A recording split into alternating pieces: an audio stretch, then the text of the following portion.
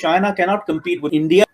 China के पास ना वो नेवल कैपेबिलिटी है और ना ही जो है वो मल्टी डिविजनल फोर्स कैपेबिलिटी है। चाइना का बेसिकली जो मैं तब से पढ़ रहा था कि चाइना का कोई वॉर का एक्सपीरियंस नहीं है बेचारों का। जिंदगी में कभी उन्होंने कहीं किसी भी साथ भी वॉर नहीं करी।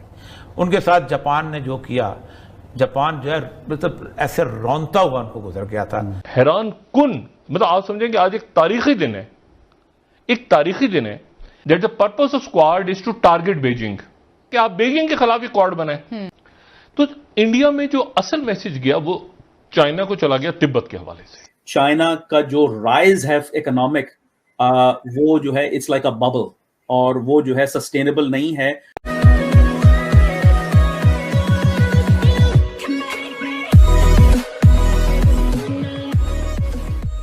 नमस्कार दोस्तों, अगर मान लीजिए कि इंडिया और चाइना के बीच में कुछ होता भी है, आने वाले दिनों में लड़ाई या बड़ाई या कुछ होती भी है, तो भी चाइना के लिए दिक्कत इसलिए होगी क्योंकि चाइना के पास कोई एक्सपीरियंस है नहीं। अगर पिछले 20, 30, 40 सालों का अगर आप काउंट करो, जबकि इंडिया के पास हर समय ये एक एडवांटेज रहता है कि वो हर समय तैयार रहता है पाकिस्तान के साथ लड़ाई में। हालांकि अब जो है वो इंडिया तैयार है चाइना के फ्रंट को भी लेकर, लेकिन इंडिया कहने का मतलब यह है कि इंडिया हमेशा तैयार रहता है इस सिचुएशन को लेकर, और ये चीज़ इंडिया के बेनिफिट में जाती है अगर इंडिया और चाइना का यहाँ पर झगड़ा होता है, या फिर कहे कि अब लड़ाई होती है, युद्ध होता है, जंग होती है। तो सिचुएशन हर समय में, ऊपर से अगर आप नेवल काउंट करो या फिर आप काउंट करो कि इंडिया की जियो लोकेशन क्या है, और चाइना का अगर देखो, चाइना के आसपास के पड़ोसियों के साथ अगर रिलेशन देखो, और इंडिया के आसपास के वाले इंडिया के रिलेशन देखो, तो आपको साफ साफ डिफरेंस से पता चलेगा कि पूरी की पूरी जो सिचुएशन है वो फेवर में जाती है इंडिया के। इसी के साथ ये वीडियो शुरू करते हैं। भारत के साथ क्लैश हो रहा है लद्दाख के अंदर, तो वो कर रहे हैं, और वो अपने पेरिफेरी के ऊपर बहुत सारी जगहों पे छोटे मोटे ऑपरेशंस करते रहते हैं, बट वो सारे टैक्टिकल लेवल इश्यूज हैं। स्ट्रेटेजिक लेवल के ऊपर उसकी वो कैपेबिलिटी नहीं है इस वक्त जो होनी चाहिए, threat whether in the Himalayas और in the Indian Ocean. China cannot compete with India. China के पास ना वो नेवल कैपेबिलिटी है और ना ही जो है वो मल्टी डिविजनल फोर्स कैपेबिलिटी है। चाइना का बेसिकली जो मैं तब से पढ़ रहा था कि चाइना का कोई वॉर का एक्सपीरियंस नहीं है बेचारों का। जिंदगी में कभी उन्होंने कहीं किसी भी साथ भी वॉर नहीं करी। उनके साथ जापान ने जो किया, जापान जो है मतलब ऐसे रौनता हुआ उनको गुजर गया था सेकेंड वर्ल्ड वॉर के अंदर। और हालत ये थी कि जापान के पास कोई जेल नहीं थी, ना चाइनीज ने कभी कोई जेल बनाई थी। जेल होती तो जापानी भी वहाँ ले लगते।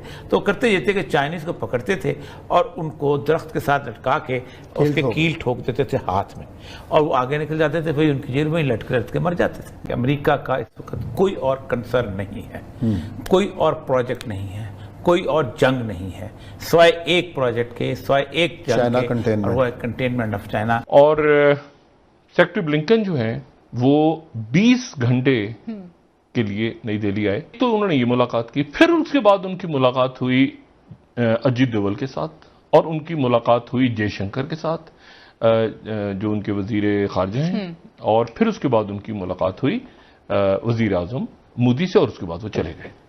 अच्छा, जो अजीत डोभाल से मुलाकात हुई वो 1 घंटे की मुलाकात में क्वाड, अफगानिस्तान, सिक्योरिटी इश्यूज, ये इश्यूज क्या डिस्कस, ठीक है, बस अब इलाके के ऊपर ही।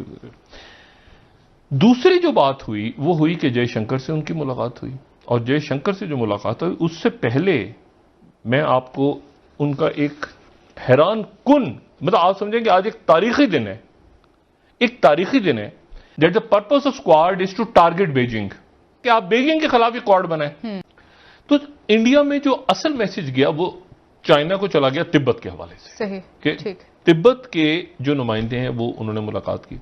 इंडिया को अगर उन्होंने इस तरह से बात इंडिया से की है तो सारा का सारा ताज उठा के पाकिस्तान के सर पे रख दिया जाएगा, ऐसा भी नहीं होने जा रहा। अमेरिका का प्रेशर पाकिस्तान पे बढ़ेगा। देखें, चीन जो है वो एक्चुअली डिपेंड कर रहा था कि अमेरिका जो है वो कोई ना कोई सिस्टम रखेगा जो मैनेज करेगा अफगानिस्तान को, क्योंकि अगर जो अफगानिस्तान की जो केओस है वो पाकिस्तान में स्पिल ओवर होती है तो सीपैक कॉरिडोर को असरअंदाज होगी, और वो चीन के हक में नहीं है। इस सब चीज के लिए ब्लू वाटर नेविगेशन कैपेबिलिटी की जरूरत है, जो चाइनीज रेजिम के पास नहीं है।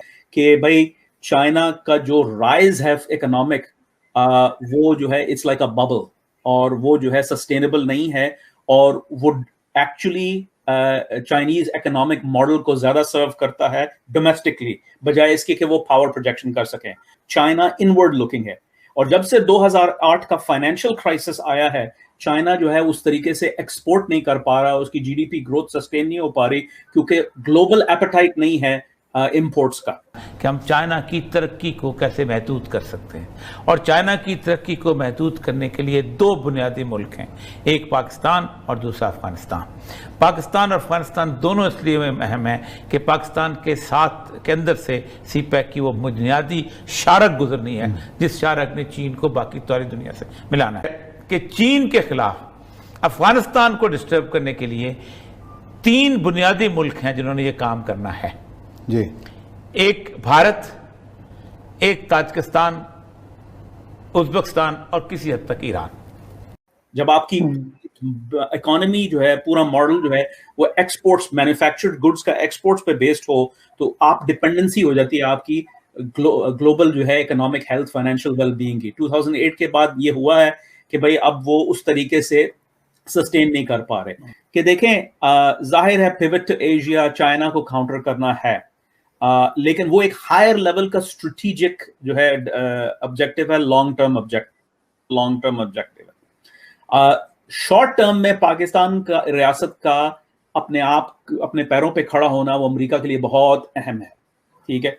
और अगर चाइना उसमें मुआवनत कर रहा है तो that's good from an American point of view, क्योंकि अमेरिका नहीं कर पा रहा, अमेरिका करना नहीं चाहता, कर नहीं पा रहा, और बहुत सारे जो है इश्यूज हैं, पाकिस्तान के बायलैटरल प्रॉब्लम्स रहे हैं इंडिया अमेरिका के साथ, तो वो कैसे होगा। तो अब ऐसे असना में जब अमेरिका नहीं कुछ कर पा रहा तो सीपैक इज गुड, ठीक है, from an American strategic point of view. लेकिन अब सवाल ये उठता है कि जैसे आपने फरमाया कि भाई वो तो कॉरिडोर मिल रहा है, और फिर आप अरेबियन सी और स्ट्रेट्स ऑफ हॉर्मुज में भी पावर प्रोजेक्शन है, तो उसमें भी एक लॉजिक है कि सबसे पहली बात यह है कि अमेरिका का जो लॉन्ग टर्म फोरकास्ट है वो ये है कि इस खित्ते के अंदर इतनी स्टेबलाइजेशन नहीं होगी कि चाइना जो है वो इस चीज को बरूए कार उस तरीके से ला सके जिस तरीके से वो ऑप्टिमाइज करना चाह रहा है। दूसरी बात यह है कि China has yet to demonstrate कि वो मल्टी डिविजनल फोर्स किसी जगह पे तैनात कर सकता है, उसने आज तक नहीं की है कहीं पे भी। उसके बाद फिर अगर आप जो है मैरिटाइम वाटर्स की बात करते हैं तो सिर्फ सीपैक नहीं है, there is something called CMEC as well, जो म्यांमार से आ रहा है। और आप देखिए कि उसके बाद ये BRI, ये सीपैक, ये सारा ऑपरेशनलाइज हुआ है एज एन अल्टरनेटिव, क्योंकि इन द एंड ये चाइनीज कंपनीज हैं जो बिल्ड कर रही हैं ये इंफ्रास्ट्रक्चर, चाहे वो सेंट्रल एशिया में है, चाहे वो साउथ ईस्ट एशिया में, पाकिस्तान में, चाहे वो कहीं और होगा, ईरान में की बात की जा रही है। Ultimately, it's Chinese money going to Chinese companies to pay for Chinese employees, और उसका फायदा लोकल हुकूमतों को होता है, लेकिन ऐसा नहीं है कि ये इमदाद दी जा रही है कि जो ना लिक्विड तौर पे।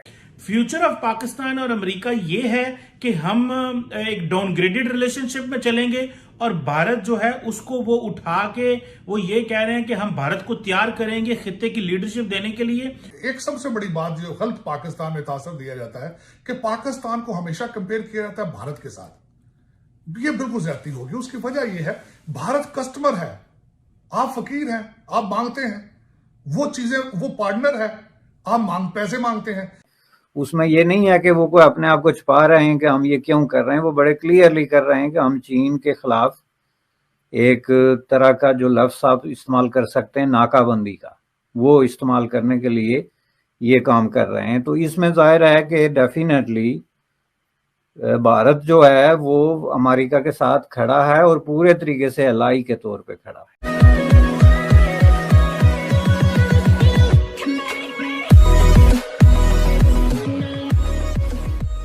नमस्कार दोस्तों, अब यहाँ पर बात ये हो रही है कि इंडिया और माफ़ कीजिएगा, पाकिस्तान और अमेरिका के रिलेशन जितने भी साल रहे, ऐसा नहीं कह रहा हूँ कि रिलेशन टूट चुके हैं, लेकिन अब ये डाउनग्रेड हो चुके हैं। और जितने भी रिलेशन उनके चले उसमें पाकिस्तान ने उतना कोई बेनिफिट उठाया नहीं, ना ही खुद को स्ट्रॉन्ग किया, ना ही रिफॉर्म्स किए, ना ही इस टाइप के कोई इंफ्रास्ट्रक्चर डेवलप किया जिससे पाकिस्तान को ज़रूरत पड़ती रहे, जिससे अमेरिका को ज़रूरत पड़ती रहे पाकिस्तान की। तो आखिरकार हुआ क्या कि जैसे अमेरिका को एक बेटर ऑप्शन मिला चाइना के सामने इंडिया, तो उन्होंने सीधा पाकिस्तान को ड्रॉप कर दिया और यहाँ पर पूरी की पूरी सिचुएशन इंडिया के फेवर में आ गई। और अब अमेरिका को लग रहा है कि भाई हालांकि देखिए हमें अमेरिका की ज़रूरत नहीं है चाइना के साथ या फिर पाकिस्तान के साथ या फिर टू फ्रंट के लिए, लेकिन अब अमेरिका को लग रहा है कि नहीं, इंडिया को हमें मदद करनी चाहिए। तो कई सारे एग्रीमेंट्स इंडिया और अमेरिका के बीच में ऐसे हुए जिसमें अमेरिका का वैसे डायरेक्टली कोई बेनिफिट नहीं, लेकिन इनडायरेक्टली अगर आप बेनिफिट देखो तो वो जो नुकसान है वो चाइना को पहुंचा रहा है और वही इनडायरेक्ट बेनिफिट अमेरिका का है। यहाँ पर यही बात हो रही है। इसी के साथ ही वीडियो शुरू करते हैं। फ्यूचर ऑफ पाकिस्तान और अमेरिका ये है कि हम एक डाउनग्रेडेड रिलेशनशिप में चलेंगे और भारत जो है उसको वो उठा के वो ये कह रहे हैं कि हम भारत को तैयार करेंगे खित्ते की लीडरशिप देने के लिए। हम किस तरह की फॉरेन पॉलिसी अमेरिका के साथ आइंदा आने वाले दिनों में जो है वो देख रहे हैं आप? देखिए, आप खुद अपने रिलेशनशिप डिफाइन कर रहे हैं, अपने चीजें खुद डिफाइन कर रहे हैं। मैं ये आप इसी तवसत रेफरेंस के साथ बात करना चाहूंगा कि चाइना में आपके पास सिर्फ ओलंपिक देखने की इनविटेशन थी, आपने उसको एक रंग देने की कोशिश की कि इट्स अ बायलैटरल ट्रिप। अब वहां पे अगर आपको एक लोअर लेवल का फॉरेन ऑफिस का बंदा रिसीव करता है तो अल्टीमेटली आपके स्टैचर तो टॉम वेस्ट और वेंडी शर्मा लेवल ही है आपका। चाइना भी तो उसी तरह ट्रीट कर रहा है आपको। रशिया आपको पता नहीं पूरे तरीके से उन्होंने बुलाया या नहीं बुलाया, लेकिन आप वहां पे जा रहे हैं। तो वो आपसे क्या, आपके साथ आप खुद जब आप चाइना में चले गए, जिस तरह के लोगों ने खान साहब को वहां रिसीव किया उसी तरह के लोग अमेरिका में आपको डील करेंगे। यहां पे एक वाशिंगटन डीसी में एक ग्रुप है जो खासकर ये चाहता है कि पाकिस्तान इन चीजों के जवाब दे, और उस ग्रुप के पीछे एक और दूसरा ग्रुप है जो कि इंतहाई खतरनाक ग्रुप मैं समझता हूं, जो पाकिस्तान उसको बिल्कुल प्रोटेक्ट नहीं करता। वो इंडियन अमेरिकन डायस्पोरा है। यहाँ पे सेकंड जनरेशन इंडियन अमेरिकन जो हैं वो इतना पावर में पेनिट्रेट कर चुके हैं कि आपकी सोचों से भी ज्यादा। मैं हमेशा ये कहता हूं कि इस यहूदी लॉबी के बाद अगर वाशिंगटन डीसी में दूसरी लॉबी स्ट्रांग है तो वो इंडियन अमेरिकन डायस्पोरा है। और दूसरा एक सबसे बड़ी बात जो गलत पाकिस्तान में तासर दिया जाता है कि पाकिस्तान को हमेशा कंपेयर किया जाता है भारत के साथ। ये बिल्कुल ज्यादती होगी। उसकी वजह यह है, भारत कस्टमर है, आप फकीर हैं, आप मांगते हैं वो चीजें, वो पार्टनर है, आप पैसे मांगते हैं। आपके रिलेशनशिप, आप किसी मुल्क के साथ रिलेशनशिप को रिलेशनशिप नहीं समझते जब तक वो डॉलर ना दे। नहीं, मैं फैक्ट कह रहा हूं। अगर अमेरिका आपके साथ रिलेशनशिप ठीक करना चाहता है तो आपकी तरफ से पहली चीज ये आएगी कि हमें डॉलर दें तो रिलेशनशिप ठीक हो जाएंगे। भारत जो है वो कंप्लीटली अपने रास्ते का तयन कर चुका है कि मुस्तकबिल की जो डिवीजन ऑफ पावर है इंटरनेशनल, और जो नई जो अलाइनमेंट है उसमें वो कहाँ खड़ा होना चाहता है। और उसके लिए उसने ज़ाहिर है किसी तरह की कोई ऐसी जो है वो सिचुएशन नहीं शो की जिससे ये लगे कि उनको यकीन नहीं है कि हमने कहाँ खड़ा होना है। वो इस मामले में क्लियरली जो एक एंटाई चाइना वेस्टर्न ब्लॉक एक बन रहा है जिसका कोई हिडन एजेंडा नहीं है बल्कि ओपन एजेंडा है। मसलन क्वाड है या जो साउथ इंडियन सी के अंदर जो स्ट्रेटेजिक अलायंसेस बन रहे हैं या इंटरनेशनली बन रहे हैं, उसमें ये नहीं है कि वो कोई अपने आप को छुपा रहे हैं कि हम ये क्यों कर रहे हैं। वो बड़े क्लियरली कर रहे हैं कि हम चीन के खिलाफ एक तरह का जो लफ्ज़ आप इस्तेमाल कर सकते हैं नाकाबंदी का, वो इस्तेमाल करने के लिए ये काम कर रहे हैं। तो इसमें जाहिर है कि डेफिनेटली भारत जो है वो अमेरिका के साथ खड़ा है और पूरे तरीके से एलाई के तौर पे खड़ा है। अब दूसरी तरफ रूस है। रूस के साथ भारत की एक हिस्ट्री है जो कि बहुत करीबी किस्म के ताल्लुकात की, और अमरीकियों ने ये ऑफिशियली डिक्लेयर कर दिया था कि अब हम इंडिया की जो मदद है उसको किसी भी तरीके से सोवियत यूनियन या पाकिस्तानी पॉइंट ऑफ व्यू से नहीं देखते, बल्कि डायरेक्टली उनको मिलिट्री सपोर्ट जो है वो देते हैं। अगर वो आपके साथ कल्चरल रिलेशनशिप बनाना चाहें, वो आपके साथ ट्रेड करना चाहें या कोई और इस तरह के रिलेशनशिप बनाना चाहें, तो आप उन रिलेशनशिप को रिलेशनशिप समझते ही नहीं है। आपकी नजर में रिलेशनशिप जो है they are based on dollars. ये एक तासर चेंज करना चाहिए और तभी होगा जब लोग पाकिस्तान में पाकिस्तानी लीडर हो। आपके पास अभी तक तो सारे इंपॉर्टेंट आपके लीडर हैं, वो बाहर से जाते हैं, डॉलरों में तनख्वाह लेते हैं, वापस आ जाते हैं। एक तरफ आप अमेरिका में बैठे हुए हैं और अमेरिका जो है वो इस चीज से बड़ा परेशान है कि जो इमरान खान साहब जो है वो रूस जा रहे हैं। पूरी दुनिया की नजरें रूस पे लगी हुई हैं कि रूस जो है वो यूक्रेन पे हमला कर रहा है। इधर मैं देख रहा था अभी थोड़ी देर पहले अमेरिकी सदर और पूरा अमेरिकी मीडिया सिर्फ रूस की कवरेज कर रहा है। आप समझते हैं तारड़ साहब इस वक्त ये रशिया जाना इल टाइम डिसीजन है, इल टाइम्ड है, और इसका पाकिस्तान को बजाय इसके कि फायदा होने के नुकसान हो सकता है, क्योंकि एक तरफ तो हमारे ताल्लुकात जो है वो वेस्टर्न वर्ल्ड के साथ मुनासिब नहीं है, और दूसरा ये है कि रशिया जाने से कोई हमें उस तरह, वो आपको पता है वो पैसे तो देते नहीं है जिस तरह वेस्टर्न ममालिक देते थे। तो ये खान साहब क्या अचीव करने जाएंगे वहां पे अगर हमें वेस्ट से कोई स्नब कर दिया गया तो? खान साहब वहां से सिर्फ पैसे लेने जा रहे हैं, क्योंकि पाकिस्तान वहां रशिया से और काजाकिस्तान दोनों से पैसे ले रहा है। और खान साहब मेरे ख्याल में पैसे देने के लिए, मैं कहता हूं आपको बांग्लादेश बुलाए तो आप वहां भी चले जाएंगे, को रशिया जाना कौन सी बड़ी बात है। हाँ, ये बात आपकी बिल्कुल ठीक है, मैं एग्री करूंगा कि इल टाइमिंग है, टाइमिंग इज नॉट पर। ना हम लोग तारीख का मुताला करते हैं, ना हम इस बात का अंदाजा लगाते हैं कि हमारा जो मुस्तकिल और असली अब्दी दुश्मन भारत है उसके दोस्त कौन कौन से रहे। ये जो सारे का सारा सिस्टम था, जो उन्होंने इसराइल का सबसे जबरदस्त इंपॉर्टेंट तीन सिस्टम है उसका एयर डिफेंस सिस्टम, $1.1 बिलियन का 2009 में उन्होंने ये बेचा उनको, इसराइल ने इंडिया को एयर डिफेंस सिस्टम अपना, अच्छा, जो कि किसी और को नहीं देते। अमेरिकन कहते हैं कि हम काश हमारे पास इसराइल जैसा एयर डिफेंस सिस्टम हो। ऑल वेपन्स जिसमें पाकिस्तान के वो खिलाफ इस्तेमाल हुए, जो मुजीबुर रहमान की फोर्स थी जिसपे आजकल हमारे लोग मुजीबुर रहमान बनने की, वो सारा इजरायली असला था। इसराइली, अच्छा, यूनिवर्सल गवर्नमेंट हमारी बनेगी। इसलिए उसने कहा है कि थिएटर ऑफ द अब्सर्ड, कि ये जो नामाकूल लोगों ने पास किया, मैं कोई उनकी परवाह, उसके अंदर स्ट्रेटेजिक पार्टनर जो है वो भारत होगा।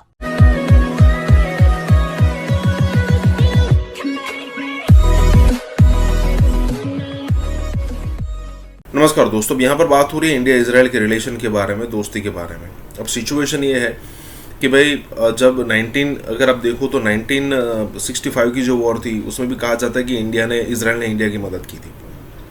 उसके अलावा 71 में भी काउंट करो, जब पूरा का पूरा वेस्ट ब्लॉक पाकिस्तान के साथ खड़ा था, चाहे वो अमेरिका हो, चाहे फ्रांस हो, चाहे ब्रिटेन हो, ठीक है। और वो जो हमने पनडुब्बी जो डुबाई थी ना, गाजी, वो भी यूके ने दी हुई थी पाकिस्तान को। अमेरिका का जो जंगी बेड़ा, 7वां जंगी बेड़ा जो जापान से निकल चुका था, वो इंडिया को डिस्ट्रॉय करने के लिए निकल चुका था। लेकिन इसी सारी सिचुएशन के बीच में हमें सिर्फ रशिया याद है, इजराइल इतना याद नहीं रहता है। इजराइल ने छुप छुप के हमें बहुत अलग अलग लेवल की मदद की थी, और इसी मदद के चलते हम यहाँ पर पाकिस्तान को हरा पाए थे। अगर मान लीजिए सिचुएशन थोड़ी विपरीत हो जाती ना, तो हम यहाँ पर जीत नहीं पाते, और हो सकता है कि इंडिया का बहुत सारा एरिया वो कब्जा भी कर लेते। यहाँ पर यही बात हो रही, इसी के साथ ही वीडियो शुरू करता है। ना हम लोग तारीख का मुताला करते हैं, ना हम इस बात का अंदाजा लगाते हैं कि हमारा जो मुस्तकिल और असली अब्दी दुश्मन भारत है उसके दोस्त कौन कौन से रहे। यानी एक जमाने में भारत नॉन अलाइड मूवमेंट का हिस्सा था, जिस वक्त नेहरू और मार्शल टीटो और ये सारे लोग जो थे, ये बड़े कमाल किस्म के, जमाल अब्दुल नासिर वगैरह, उसने अपनी एक रूस के लॉबी के साथ मिलकर एक चीज बनाई हुई थी। लेकिन बैन 1962 में जंग हुई है इंडिया की और चीन की, 1965 में जंग हुई है पाकिस्तान और भारत की जी। इन दोनों के दौरान रूस और चीन ने इंडिया पर असले की पाबंदी लगाई हुई थी। चीन ने लगाई हुई थी और रूस ने लगाई हुई थी। चीन के जमाने में रूस ने लगाई हुई थी और अमेरिका ने भी लगाई हुई थी। तो इजराइल को इन्होंने राब्ता किया, अच्छा, 62 में, और 62 में उन्होंने उसको मॉर्टर्स और स्मॉल वेपन्स जो थे वो एक लंबी खेप उसको दी। ये पहला आर्म सप्लाई का राब्ता जो था हुआ। हालांकि इजराइल के और इंडिया के कोई डिप्लोमेटिक रिलेशंस नहीं थे, कोई स्टेट्स भी नहीं है, कोई रिलेशन नहीं, डिप्लोमेटिक रिलेशंस नहीं, राइट, बाद में बने। ठीक ठीक। उसके बाद 65 की वॉर में अमेरिका ने यहां भी बंद किया हुआ था, वहां भी बंद किया हुआ था, रूस का सप्लाई आ रही थी। उस वक्त भी सेम टाइप ऑफ वेपन जो थे उसने इसराइल से हाल किए, हालांकि दोनों का सफारत खाना मौजूद नहीं था। सबसे इंपॉर्टेंट प्लेन जी जो वाकया हुआ है, जिस वक्त मशरकी पाकिस्तान का क्राइसिस आ रहा था 1971 में, तो इंदिरा गांधी ने गोल्डा मेयर को फोन किया और गोल्डा मेयर को कहा कि हमें असला चाहिए जो हमने सप्लाई करना है। इजराइल ने ईरान को असला बेचा हुआ था, अच्छा, और असला रास्ते पे था इजराइल का। तो रॉ जो है उसने बकायदा लाइक क्रिस्टन एक छोटी सी पोर्ट है जी, वहां से उसको असले को उठाया है और एयर शिप किया है। कहां पर? भारत इंडिया के लिए, कलकत्ता में। अच्छा अच्छा। कलकत्ता से हिंदुस्तान टाइम्स सब रिपोर्ट करते हैं कि वो इजरायली असला था जो मुक्तिबानी को दिया गया, जो उन्होंने पाकिस्तान आर्मी के खिलाफ वहां पर जद्दोजहद की। ऑल वेपन्स जिसमें पाकिस्तान के वो खिलाफ इस्तेमाल हुए, जो मुजीबुर रहमान की फोर्स थी, जिसपे आजकल हमारे लोग मुजीबुर रहमान बनने की, वो सारा इजरायली असला था। इसराइली। अच्छा, मुजीबुर रहमान को बड़ा हीरो बना के बांग्लादेश की सपोर्ट करते हैं, मोदी ने जाके की थी सपोर्ट। आप नहीं, हमारे यहाँ भी कुछ लोग, हमारे यहाँ भी एग्रीड। तो ये हिस्टोरिक फैक्ट है। हाँ जी, कि मुफ्ती बानी को इजराइल का असला दिया गया और इजराइल की हैरिस भी बंद थी और हिंदुस्तान टाइम की रिपोर्ट्स मुकम्मल तौर पर उसकी आई। ठीक। उसके बाद ये उन्होंने कहा इंदिरा गांधी को कि आप गोल्डा मेयर ने कि हमारे साथ आप तल्लुकात, डिप्लोमेटिक रिलेशन बनाए, एस्टैब्लिश करें, लेकिन इंडिया ने रिफ्यूज कर दिया कि हम नहीं बनाएंगे। उसके बावजूद तल्लुकात कायम रहे। 1983 में उनको अंदाजा हुआ कि पाकिस्तान ने एटम बम बना लिया। ठीक। उस वक्त 1983 में इंदिरा गांधी को बकायदा कहा गया कि हम आपको कहूटा पे अटैक करने के लिए जहाज भेजते हैं। ये वो फैक्ट्स हैं जब इस वक्त दुनिया के सामने वादे हैं। ठीक। 83 में जामनगर के एयरपोर्ट के ऊपर इजरायली एयरपोर्ट जहाज पहुंच गए। पाकिस्तान अफगान जहाज लड़े था। जहाज आपको लोग बड़ी गालियां निकालते हैं और ये करते हैं कि अफगान जहाज का फायदा क्या हुआ। CIA ने पाकिस्तान को प्लान लीक आउट कर दिया कि तुम्हारे कहूटा पे। Again it's an open fact. CIA भी एक्सेप्ट करती है। तो CIA ने क्यों लीक आउट किया? क्योंकि CIA से हमारे ताल्लुकात बेहतर थे। पाकिस्तान के पार्टनर था ना, पाकिस्तान बेहतर थे ताल्लुकात। पाकिस्तान अफगान जहाज लड़ रहा था, जी मजबूरी। जी जी। 2009 में जी ये जो सारे का सारा सिस्टम था, जो उन्होंने इजराइल का सबसे जबरदस्त इंपॉर्टेंट 3 सिस्टम है उसका एयर डिफेंस सिस्टम। यानी अगर कोई जहाज आए तो पूरे का पूरा इलाका जो है ना मैग्नेटिक फील्ड के अंदर आ जाता है और जहाज एंटर नहीं हो सकता। ठीक। या होता यह है कि सारी की सारी गन्स एकदम फायर करती हैं और जहाज उसकी उसमें आ जाता है। ठीक। 1.1 बिलियन डॉलर का 2009 में उन्होंने ये बेचा उनको, इजराइल ने इंडिया को एयर डिफेंस सिस्टम अपना। अच्छा। जो कि किसी और को नहीं देते। अमेरिकन कहते हैं कि हम काश हमारे पास इजराइल जैसा एयर डिफेंस सिस्टम हो। 1999 में कारगिल की फतह के हम नजदीक थे जंग के। अगेन ये भी रिपोर्टेड फैक्ट्स हैं।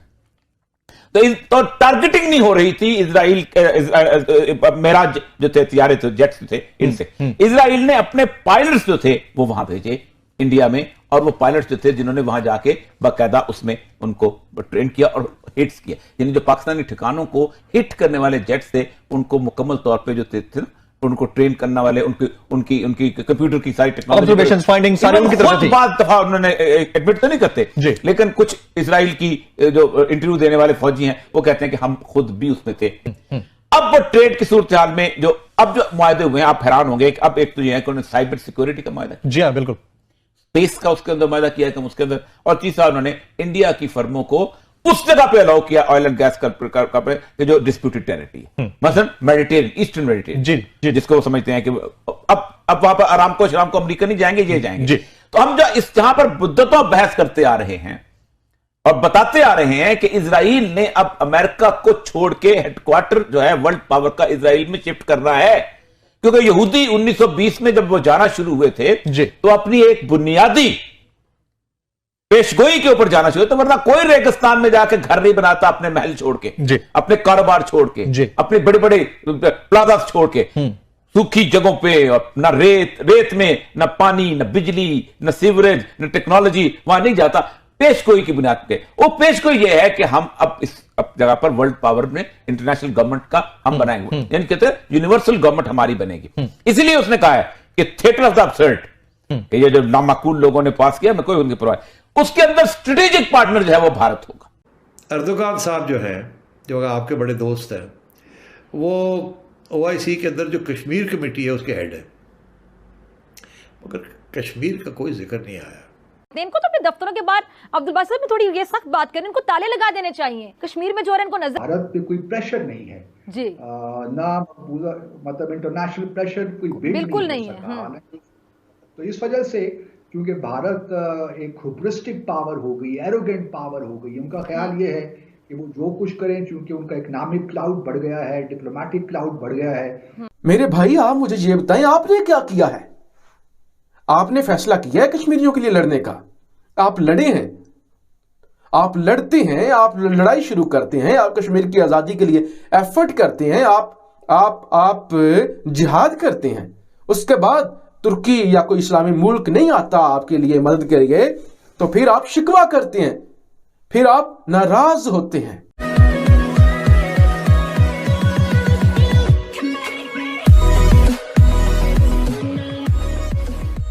नमस्कार दोस्तों, अब यहाँ पर बात हो रही है कि भाई अर्दोगान जो कि OIC organisation of Islamic countries का जो एक ग्रुप है जिसमें तकरीबन 50 से ऊपर इस्लामिक कंट्रीज़ यहाँ पर शामिल है, या फिर जहाँ पर मेजोरिटी या फिर कहे कि बड़ी मात्रा में, सिर्फ मेजोरिटी नहीं बड़ी मात्रा में यहाँ पर मुसलमान रहते हैं, वो जो कंट्रीज़ है वो यहाँ पर इसके मेंबर होते हैं। और कश्मीर कमेटी जो है उसमें OIC में, क्योंकि पहले इंडिया इतना वीक हुआ करता था कि पूरी दुनिया के अंदर प्रोपोगंडा एंटी कश्मीर या फिर कश्मीर को लेकर चलाया जाता था। अब अर्दोगान जो है वो कश्मीर कमेटी के यहाँ पर हेड है। अब उन्होंने यहाँ पर कश्मीर पर कोई ना कोई स्टेटमेंट तो ज़रूर देना था, लेकिन कोई स्टेटमेंट उन्होंने दिया नहीं। अब पाकिस्तान हमेशा यही वेट करता रहता है कि कोई ना कोई कंट्री यहाँ पर कश्मीर के मामले में उनको सपोर्ट कर जाए, लेकिन यहाँ पर कोई भी सपोर्ट उनको ना ही अर्दोगान की तरफ से, ना ही मलेशिया की तरफ से, ना ही सऊदी की तरफ से, ना ही UAE की तरफ से मिल रहा है। और उसका रीज़न क्या आ रहा है कि भाई इंडिया बहुत बड़ा हो चुका है, इंडिया एरोगेंट हो चुका है, पूरी दुनिया को अब इंडिया की ज़रूरत पड़ने लगी है। तो ये सारी सिचुएशन है, इसीलिए यहाँ पर अब इंडिया को कोई छेड़ना नहीं चाहता। और बात बिल्कुल सच भी है कि पूरी दुनिया को अब इंडिया की ज़रूरत है। तो यहाँ पर यही बात हो रही है। इसी के साथ ये वीडियो शुरू करते हैं। अर्दोगान साहब जो हैं, जो आपके बड़े दोस्त हैं, वो OIC के अंदर जो कश्मीर कमेटी है उसके हेड है, मगर कश्मीर का कोई जिक्र नहीं आया इस कॉन्फ्रेंस में। फ़लस्तीन का जिक्र आया है। अब मुझे बताएं, अफगानिस्तान के ऊपर कॉन्फ्रेंस हो रही है, फ़लस्तीन का जिक्र आ रहा है मगर कश्मीर का जिक्र नहीं आ रहा। तो ये तो बहुत बड़ा स्नब है ना, it's a very big snub. और क्योंकि टर्की भी आपके लिए नहीं खड़ा हो सका इस मौजू के ऊपर, तो एक तो ये बहुत बड़ा मैं समझता हूँ स्नब है कि कश्मीर के ऊपर बात नहीं हुई, फ़लस्तीन के ऊपर हो गई। या तो फ़लस्तीन के ऊपर भी ना करते, सिर्फ अफगानिस्तान की बात करते, मगर ऐसे नहीं हुआ। जब आप खुद नहीं उठ रहे और कोई दूसरा मुल्क किसी को असला दे और आप कहो कि ये क्या हो गया, ये क्या चल रहा है भाई, तुर्की ने कश्मीरियों से गद्दारी कर दी, तुर्की ने इंडिया से रिलेशंस बना लिए। मेरे भाई आप मुझे ये बताएं, आपने क्या किया है? आपने फैसला किया है कश्मीरियों के लिए लड़ने का, आप लड़े हैं, आप लड़ते हैं, आप लड़ाई शुरू करते हैं, आप कश्मीर की आजादी के लिए एफर्ट करते हैं, आप जिहाद करते हैं। उसके बाद तुर्की या कोई इस्लामी मुल्क नहीं आता आपके लिए मदद के लिए, तो फिर आप शिकवा करते हैं, फिर आप नाराज होते हैं। लिहाजा जब आपने खुद ही चूड़ियां पहनी हुई हैं, जब आपको खुद ही कश्मीर के अंदर रहने वाले मुसलमानों का दर्द नजर नहीं आता, तो भारत तो जश्न मनाएगा। पाकिस्तानी मुफ्त में नाराज, पाकिस्तानी नाराज। अच्छा, तुर्की ने फिर कश्मीर से गद्दारी कर दी, कश्मीरियों से गद्दारी कर दी है, तुर्की ने इंडिया को ड्रोन दे रहा है। देखो, हर मुल्क की अपनी पॉलिसी होती है, हर मुल्क की अपनी फॉरेन पॉलिसी होती है, हर मुल्क की अपने उनकी कंडीशंस होती हैं, अपने लिहाज से उन्होंने चलना होता है। किसी ने पाकिस्तान से पूछ के अपनी फॉरेन पॉलिसी नहीं बनानी होती। मुल्कों के कई मुल्कों के साथ ताल्लुकात होते हैं, या ताल्लुकात ना भी हों, बिजनेस और बाकी चीजें जो हैं ये एक अलग डिबेट हुआ करती हैं। फिर जो गुस्सा कर रहे हैं लोग कि देखो तुर्की ने क्या किया, तुर्की ने बेवफाई कर दी।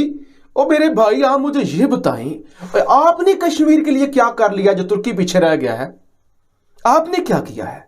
आप लड़े हैं जो तुर्की आपकी मदद को नहीं आया, नहीं ले रहा है। मतलब डोजियर्स के बाद और जो करारदादें, मतलब एक उम्मीद है ना कि शायद ये बेहतर हो जाए, ये मसला हल हो जाए, लेकिन दुनिया तो देखते हुए अंधी बनी हुई है, सुनते हुए बहरी बनी हुई है, बोल सकते हैं लेकिन गूंगी बनी हुई है। और जो इंसानी हकूक के लिए काम करने वाले बड़े अलमदार बने होते हैं, चैंपियन बने होते हैं, इनको तो अपने दफ्तरों के बाहर, अब्दुल बासित साहब में थोड़ी ये सख्त बात करें, इनको ताले लगा देने चाहिए। ये किस काम के लिए इन्होंने दफ्तर खोले हुए? कौन से इंसानी हकूक कश्मीर में जो है इनको नजर? भारत पे कोई प्रेशर नहीं है जी, ना मतलब इंटरनेशनल प्रेशर कोई बिल्कुल नहीं है। तो इस वजह से क्योंकि भारत एक हुब्रिस्टिक पावर हो गई, एरोगेंट पावर हो गई, उनका ख्याल ये है कि वो जो कुछ करें, क्योंकि उनका इकोनॉमिक क्लाउड बढ़ गया है, डिप्लोमेटिक क्लाउड बढ़ गया है, तो वो जो कुछ, और मकबूजा जम्मू और कश्मीर में मेथोडिकली चल रहे हैं। अभी डिलिमिटेशन का प्रोसेस जिस तरह वो कर रहे हैं, अभी आप देखेंगे कि जम्मू और कश्मीर के दरमियान जो सीटों का मामला है वो बढ़ जाएगा, और फिर जो हिंदू वहाँ से जो डोमिसाइल उन्होंने 4 लाख के करीब, बल्कि 40 लाख के करीब इशू किए हैं, तो वो लोग वहाँ पे अब जाएंगे। तो कि पाकिस्तान को GPS जो उनका जनरलाइज्ड स्कीम ऑफ रेफरेंस है, उसमें से पाकिस्तान को निकाला जाए। अगर ये हालात ऐसे भड़काए गए, आप दुनिया में किसी जगह पर आप रोटी के टुकड़े को तरसेंगे, आप पानी की बूंद बूंद को तरसेंगे। इज्जत, वकार, तजारत तो सब छोड़ दें, कौन फिर ये जो इस्लामी जमहूरिया पाकिस्तान है, इसको ये हुजूर की तालीमात होगी कि सारे मुल्क को, मेरी उम्मत को बर्बाद कर दो, आग में झोंक दो। और जो वायलेंस हो रही है रिलीजियस माइनॉरिटीज़ के ख़िलाफ़, उसको फिलफौर ख़त्म कर दिया जाए। क्रिश्चियंस के ख़िलाफ़, हिंदूज़ के ख़िलाफ़, अहमदीज़ के ख़िलाफ़। उस माल को बेचकर इस मुल्क में पैसा आता है और इस मुल्क के जो इस्लामी जमहूरिया के जो चैंपियंस हैं, ये जो मुसलमान हैं ठेकेदार दुनिया के, इनका पेट भरती है ये रियासत, इनको सहूलतें देती है। आज वो 27 रुकन रियासतें आपको ठुड्डा मार दें, फिर कहां खड़े होंगे आप?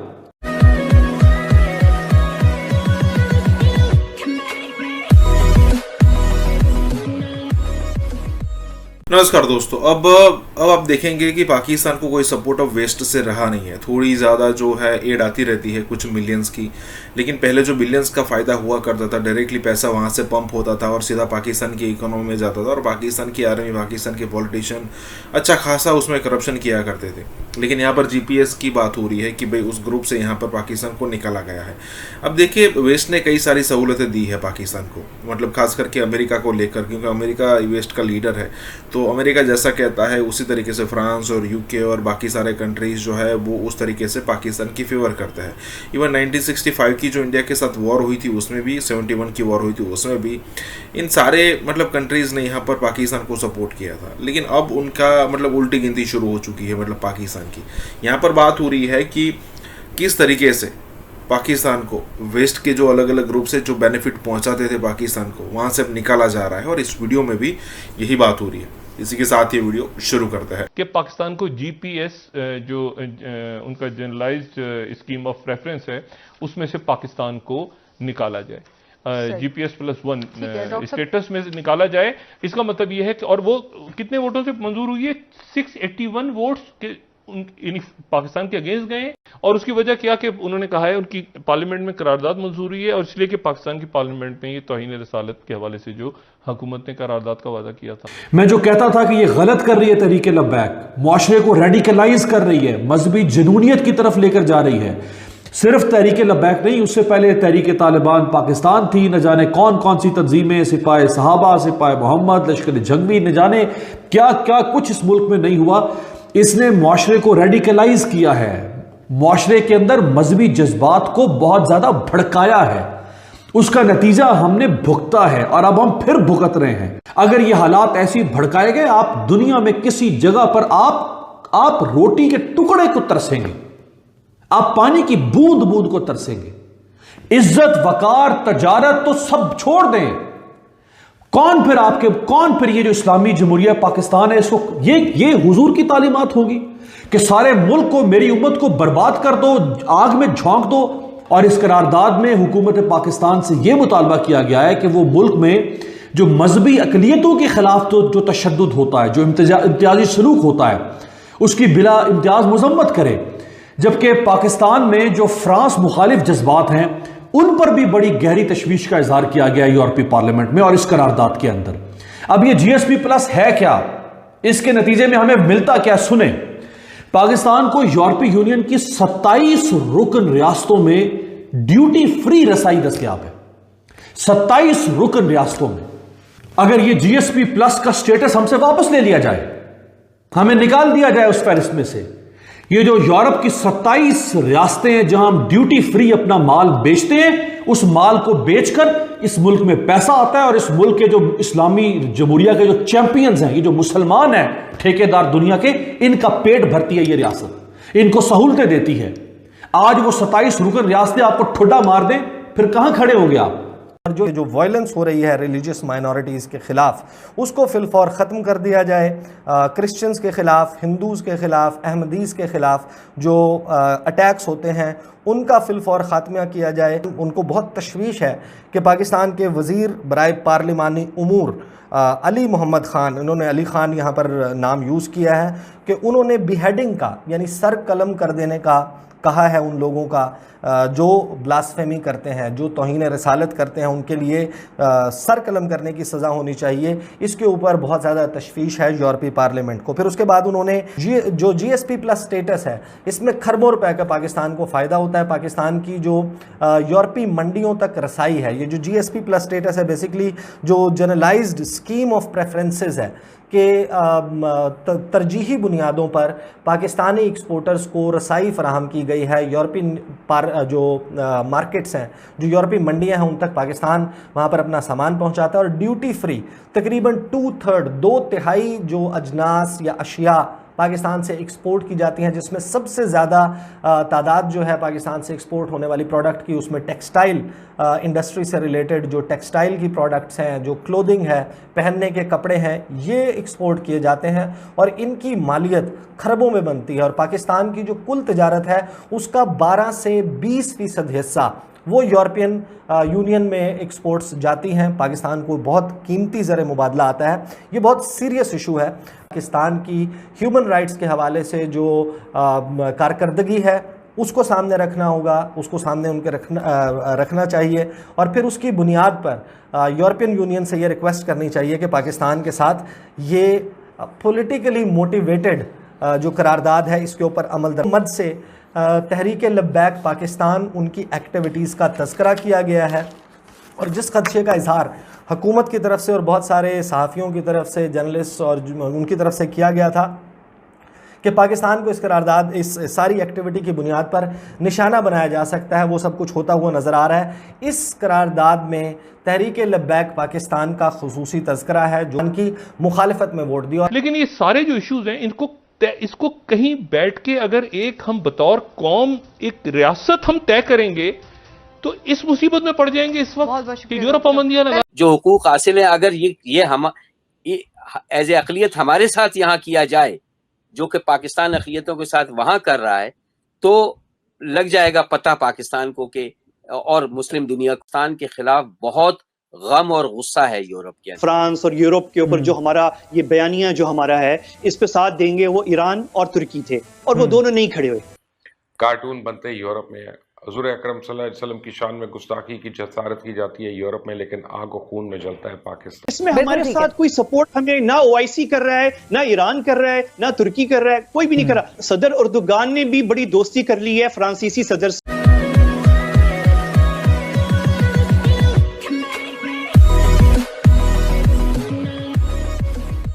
नमस्कार दोस्तों, अभी यहाँ पर सेंटेंस रिपीट हो रहा है कि भाई पाकिस्तान के खिलाफ यूरोप के कंट्रीज या फिर आप कहें कि यूरोपियन यूनियन में अच्छा खासा गुस्सा है। और हो भी क्यों ना, क्योंकि जिस टाइप की सर्विसेज यूरोप इनको देता है, जिस टाइप की फैसिलिटीज़ जो है यूरोप पाकिस्तान को देता है, बदले में पाकिस्तान उनको कुछ नहीं देता।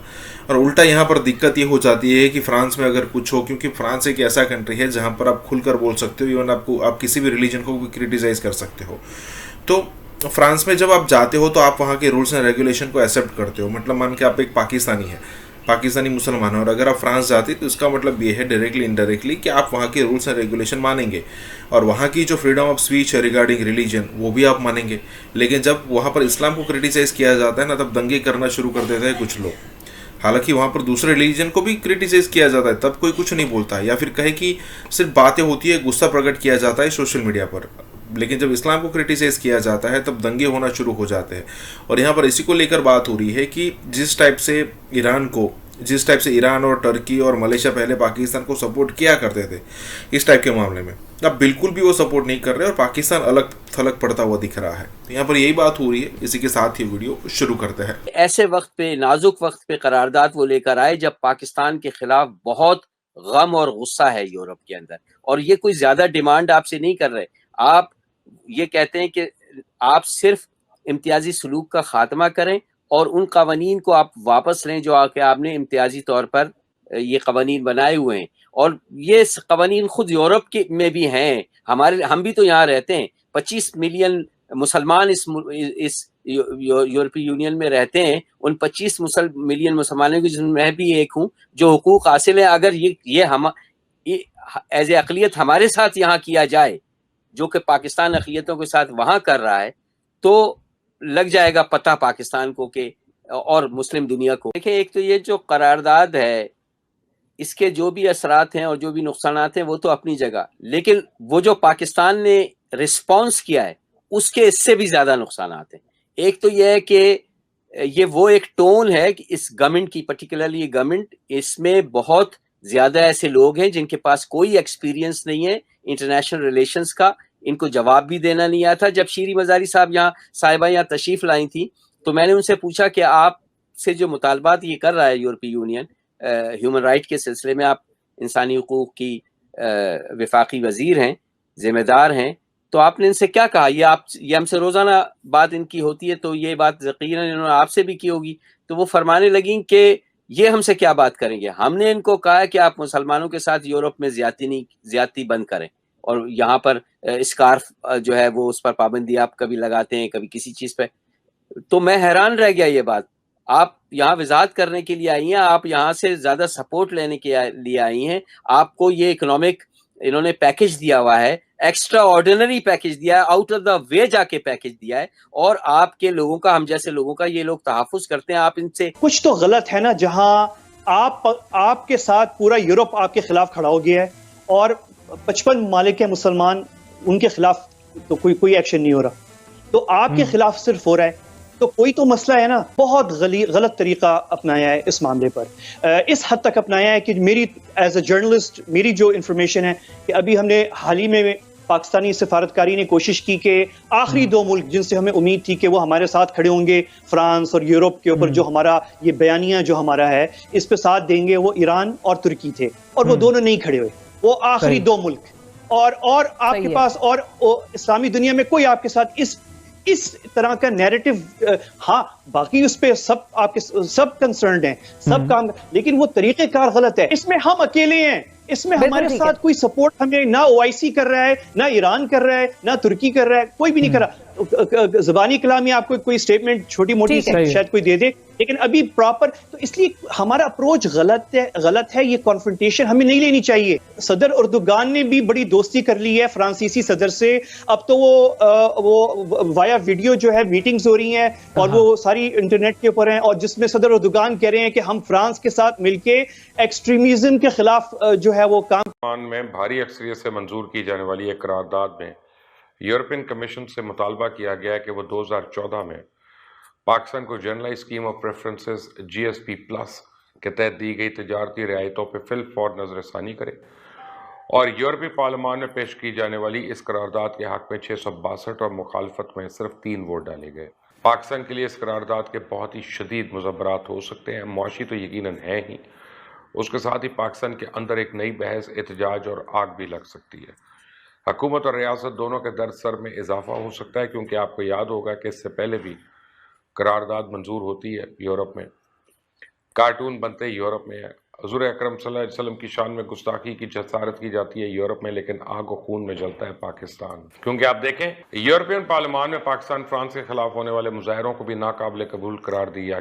तो जहां तक कानून के दायरे से बाहर जाने की किसी को कोई जरूरत नहीं है सिवाय मुसलमानों के, वो कानून भी तोड़ते हैं। आप मुसलमानों के इलाके में नहीं जा सकते, यहाँ पर वाइट जो लोग हैं वो मुसलमानों के जो इलाके हैं वहां आप नहीं जा सकते। मैं आपको बताता हूँ, क्रिसमस का जो दरख्त लगता है हर मोहल्ले में, हर सेक्टर में, जब डेनमार्क के कोपेनहेगन के एक मोहल्ले में पाकिस्तानी मुसलमान जब वहां काउंसलर बन गए और म्यूनिसिपैलिटी के सदर बन गए, तो उन्होंने इसको अपोज किया कि यहाँ क्रिसमस का दरख्त नहीं लगेगा।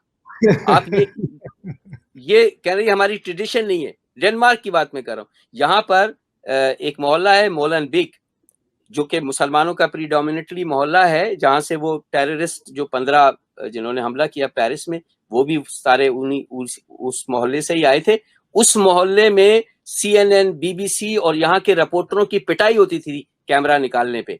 मैं आपको वैसे बताऊं शिफा, ये बहुत अफसोसनाक ये सिचुएशन है, मतलब ये बहुत सीरियस है। पाकिस्तान की 25% के करीब लगभग जो हमारी एक्सपोर्ट है वो यूरोप की मार्केट्स जाती है, वो इस कानून के तहत जाती है जो GSP+ है।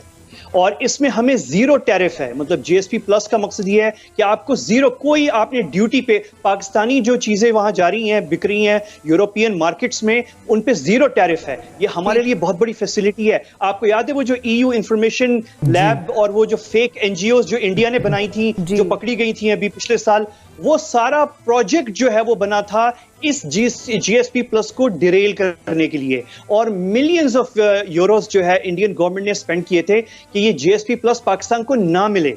तो और वो नाकाम हुए थे। इंडिया की जो डिप्लोमेसी थी ऑफिशियली भी और अनऑफिशियली भी नाकाम हुई थी। अब जो है ये पहली दफा ये खतरा, और मैं आपको बताऊं कि 681 एब्सोल्यूट मेजॉरिटी, यानी 705 अरकान यूरोपियन पार्लियामेंट है, 705, उसमें से 681 ने वोट दिया इसके फेवर में। चलो ये तो दे दिया उन्होंने फेवर में, वो दो लोग जो हमेशा प्रो पाकिस्तान के साबिक DGISI रहे हैं यहाँ पे, कि इंडियन जो इंटेलिजेंस एजेंसी है रा, उनके साथ उनके रवाबित हैं 2008 के बाद। कि रा जो है वो इस वक्त दुनिया की नंबर 1 नहीं 1+ एजेंसी होगी, और वहां पे बाकायदा जश्न मनाया जा रहा होगा। तो 12 साल से वो ये काम कर रहे हैं मुबैना तौर पर, 12 साल से। इस दौरान कितने DGISI आए और गए, इस दौरान कितने आर्मी चीफ्स आए और गए, किसी को ये ख्याल नहीं आया, किसी के पास ये मालूमात नहीं है कि जब असद दुरानी पिछले 12 साल से ये काम कर रहे हैं मुबैना तौर पर।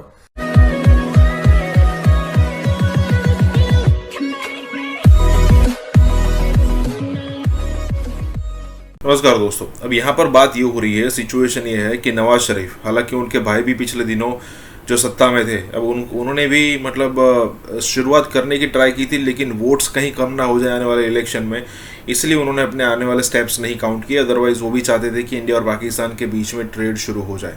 नवाज शरीफ भी चाहते हैं कि इंडिया और पाकिस्तान के रिलेशन अच्छे हो, और भारत इतना बड़ा देश है कि पाकिस्तान का अगर इंडिया के साथ रिलेशन सुधर जाता है, ट्रेड शुरू हो जाता है, तो फिर पाकिस्तान को और कुछ करने की ज़रूरत नहीं है। पाकिस्तान की ज़्यादातर जो महंगाई है वो कम हो जाएगी, बेरोज़गारी भी कई बड़े मात्रा में कम हो सकती है, और ये जो सर्वाइव करने की बात है ना पाकिस्तान की, वो सर्वाइवल से ऊपर आ जाएगा और एक स्टेबल स्टेट होने की ओर आगे बढ़ेगा। और नवाज शरीफ यही चाहते हैं।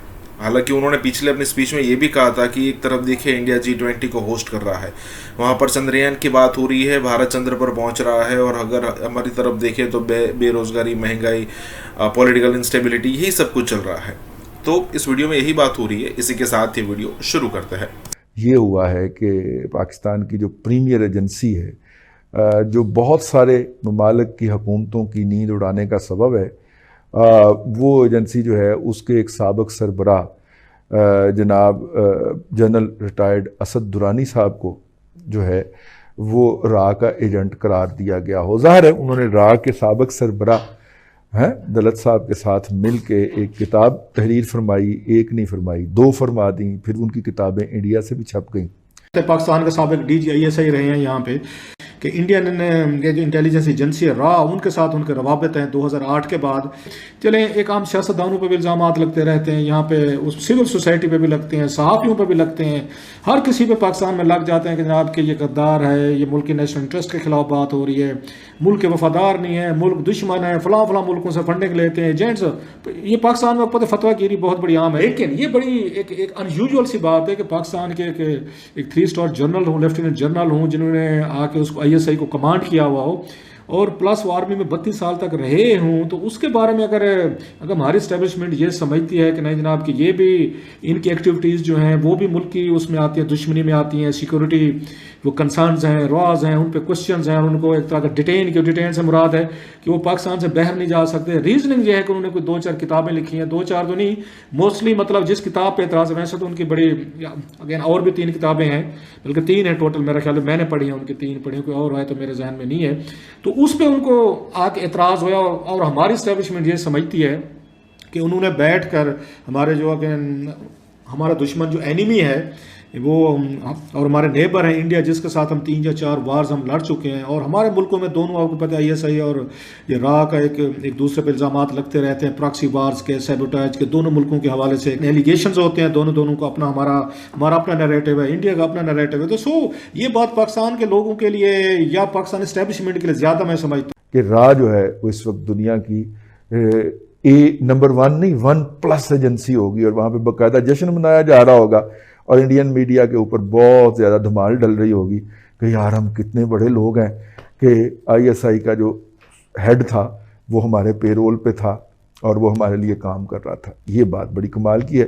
ये इल्ज़ाम लगाकर कि असद दुरानी जो एक्स DG ISI हैं, और DG ISI का मतलब ये है कि पाकिस्तान के तमाम तर अहम राज, पाकिस्तान के न्यूक्लियर असासे कहाँ पर प्लेस होते हैं, पाकिस्तान की स्ट्रेटजी क्या है, बारीक मालूमात नहीं होगी, उसके लिए दूसरे इदारे मौजूद हैं, लेकिन अमूमी तौर पर जो खुफिया तरीन मालूमात हैं वो DG ISI के पास मौजूद होती हैं। पाकिस्तान के दूसरी इंटेलिजेंस एजेंसीज के जो काम है उनको काउंटर करने के लिए स्ट्रेटजीज क्या होती हैं वो DG ISI उसके साथ डील करता है। डोमेस्टिक टेररिज्म से लेकर पाकिस्तान के सियासी मामला, तमाम तफसीलात जो हैं वो DG ISI के हाथ में होती हैं। आप उस ऑफिस को होल्ड करने वाले बंदे के बारे में बता रहे हैं कि उसके रॉ के साथ ताल्लुकात हैं, सिर्फ रॉ के साथ नहीं, दूसरी हॉस्टाइल एजेंसीज के साथ भी ताल्लुकात है। बाय इम्प्लीकेशन आप ये कह रहे हैं कि टॉप मोस्ट बंदा जो है, जो पाकिस्तान की टॉप मोस्ट एजेंसी को हेड करता रहा है, वो फॉरेन एजेंसीज के लिए काम कर रहा है। इसकी जो इम्प्लीकेशंस हैं वो इतनी गहरी हैं, इससे बड़ा धब्बा और खुद के ऊपर इल्जाम लगाने का एहतमाम कोई कर ही नहीं सकता। तो मैं ये समझने से कासिर हूं कि ये किस अक्लमंद शख्स ने ये ECL के ऊपर रिटेन करने के लिए ये जनरल असद दुरानी के खिलाफ ये मुकदमा बनाया। आप 20 और आर्गूमेंट्स दे सकते थे, आप 1000 और ताबीलें दे सकते थे। कोर्ट्स के अंदर आप क्या क्या किस्म के आर्गूमेंट्स नहीं देते हैं, कौन कौन से कागज आप पेश नहीं करते हैं। यहां पर तो फेक कागजात जो हैं वो भी पेश हो जाते हैं और उसके ऊपर सादिक और अमीन के ठप्पे लगवा के आप वहां से बाहर निकल आते हैं।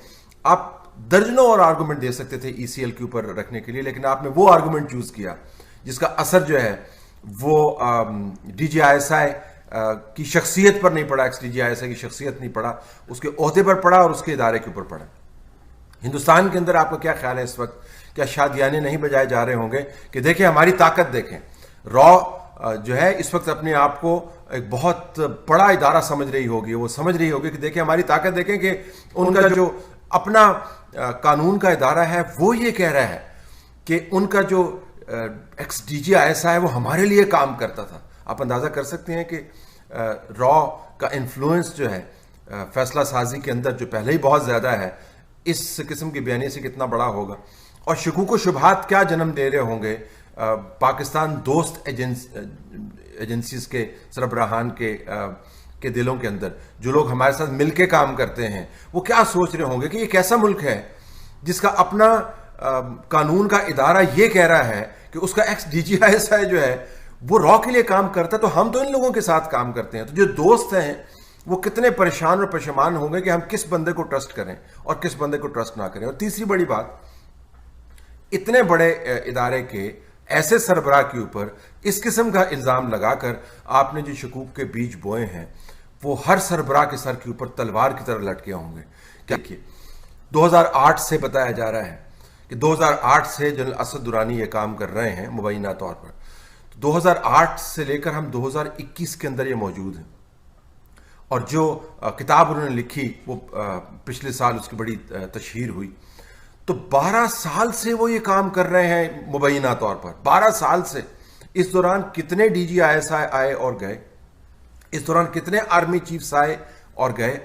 किसी को ये ख्याल नहीं आया, किसी के पास ये मालूमात नहीं है कि जब असद दुरानी पिछले 12 साल से ये काम कर रहे हैं मुबैना तौर पर, तो उनका हाथ रोका जाए, उनको पकड़ा जाए, उस वक्त उनका नाम ECL के ऊपर डाला जाए जब वो ये काम कर रहे थे, उस वक्त नाम उनका ECL के ऊपर डाला जाए जब वो हिंदुस्तान के एक्स रॉ चीफ के साथ मिलकर किताब लिख रहे थे, जब वो ट्रैक टू डिप्लोमेसी के अंदर पाकिस्तान की इस्टेब्लिशमेंट को रिप्रेजेंट कर रहे थे। उससे ISI के ऊपर कितना बड़ा धब्बा लगा है, पाकिस्तान की इमेज के बारे में क्या तस्वीर बनी है, पाकिस्तान के दोस्तों के दिलों में क्या शकूक व शुबहात ने जन्म लिया है, और पाकिस्तान के जो दूसरे DG ISIs हैं और जो मौजूदा DG ISI हैं, जो आने वाले DG ISIs हैं, उनके सर के ऊपर आपने कैसी तलवार लटका दी है। के अंदर फेसबुक ने ऐलान किया कि वो इंडिया के अंदर $5.7 बिलियन की इन्वेस्टमेंट करना चाह रहा है। बेसिकली अगर इसको रुपीस में देखा जाए तो ये 44,000 करोड़ से ज़्यादा की बड़ी इन्वेस्टमेंट है।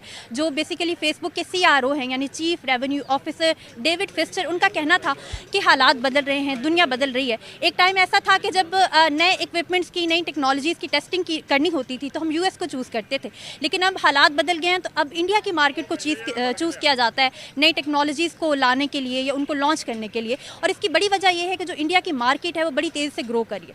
इंडिया क्या एक्सपोर्ट करता है मुझे बताएं? इंडिया मैन लेबर जो है वो तो ये मिडिल ईस्ट करता है ना, अमेरिका तो वगैरह तो वो ब्रेन पावर एक्सपोर्ट करता है जो कि बहुत बड़े कमाते हैं। बेसिकली इंडिया IT में, हाँ IT अलावा नहीं, उसके अलावा भी डॉक्टर्स, ये आप जो है लिटरेसी, हाँ एब्सोल्युटली, वो सारा अपने लिए तो मार्केट पूरी लेना चाहता है, हमसे कोई चीज़ नहीं खरीदना चाहता। तो हम एक इंडिया का दुम छल्ला नहीं बनना चाहते कि उसकी इतनी बड़ी मईशत है, उसमें हमारी मईशत बिल्कुल तो भी तबाह हो जाए, तो हमारी तो इंडस्ट्री तबाह हो जाएगी अगर हमने आज तजारत इंडिया के साथ खोल दी। कहते हैं अब देखिए इंडिया इस साल, ये एशियन डेवलपमेंट बैंक की रिपोर्ट है कि इस साल 10% वो तरक्की कर रहा है, हमारी 4% है। तो आप बताइए कि जब इंडिया 19 ये पिछले सालों में कितना तो हमसे आगे बढ़ गया, आज वक्त 10.5 गुना हो गई है उनकी इकानमी।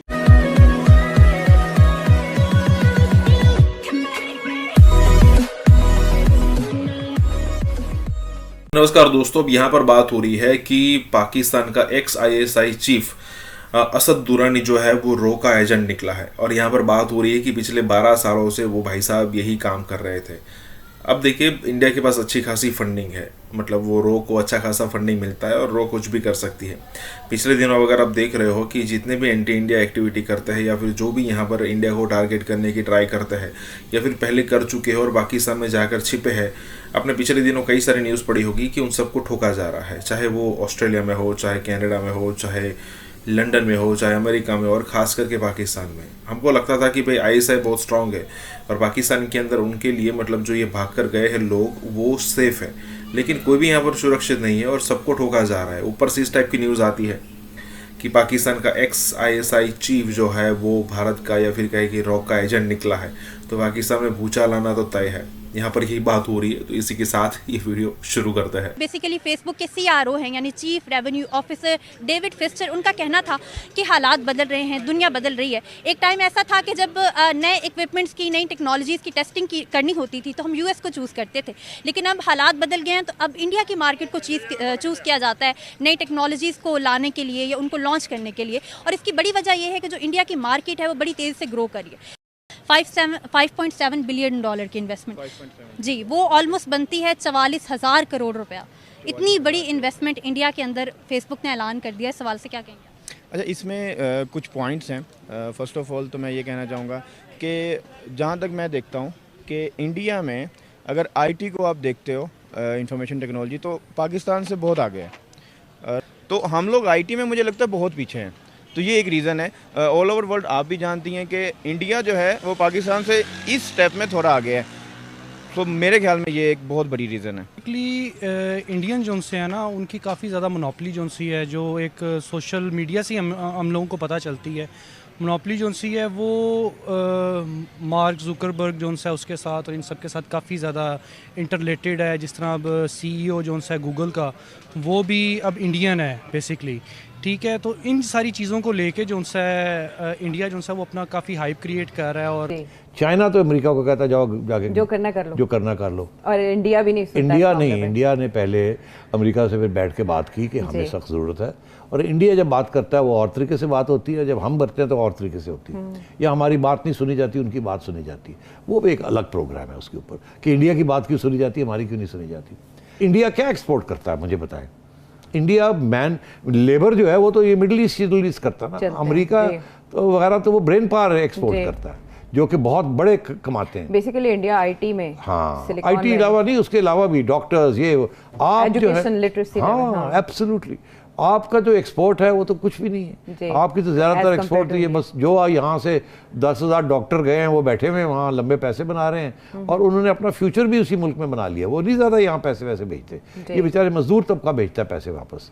डॉक्टर्स तो वहीं बड़ी बड़ी मैंशंस लेके बैठ जाते हैं। इंटरनेशनल मोनोपोली जो सी उसमें इंडिया जो सा वो काफ़ी ज़्यादा जो सा ना वो हाइप क्रिएट कर रहा है और आगे अपने आप को ज़्यादा जो सा ना वो फर्दर लेके जा रहा है, इसमें कुछ। तो सर जैसे टेक्नोलॉजी का दौर है, technology need of the hour है, तो आपको नहीं लगता समहाउ ये मोनोपोली ज़रूरी है? लाजमी सी बात है, ये मोनोपोली जो सी है ये एक जिस तरह आप भी मैथ्स कॉम के मेरे ख्याल से स्टूडेंट होंगी तो अब आपने प्रोपोगंडा पढ़ा होगा। प्रोपोगंडा जो सा है वो बेसिकली डील ही इसके साथ करता है। तो फर्दर जो सा है इसको आप जैसे भी आप समझ लें, ये अच्छा जो सा है वो अपनी कौम के लिए तो वो बेहतर कर रहे हैं, लेकिन हमें भी चाहिए कि हमारी जो से हुक्मरान जो से हैं वो फॉरेन पॉलिसी के ऊपर और अपनी जो सा इलेक्ट्रॉनिक मीडिया जो सा उसके ऊपर काफ़ी ज़्यादा जो सा फोकस करें, जो कि नहीं किया जा रहा। CRO है यानी जो चीफ रेवेन्यू ऑफिसर है, उनका भी यही कहना था कि अब टाइम बदल गया है और अब हम इंडिया की मार्केट की तरफ देखते हैं। जब भी हमने कोई नई इन्वेस्टमेंट करनी होती है, नया प्रोडक्ट लॉन्च करना होता है, तो हम इंडिया की मार्केट को देखते हैं, क्योंकि इंडिया की मार्केट में उनको ईज़ मिलती है, उनको फैसिलिटी मिलती है।